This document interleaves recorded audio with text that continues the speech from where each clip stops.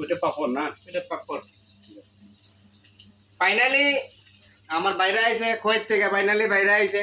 Finally কইলে ভালো লাগে আর কি।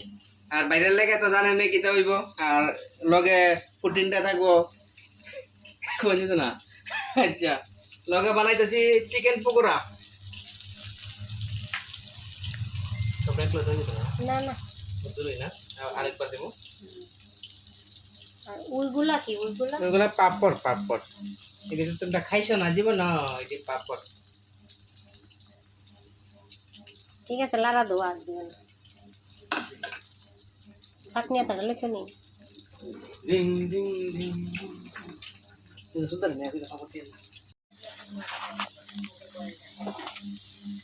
বন্ধুরা চিকেন পকোড়া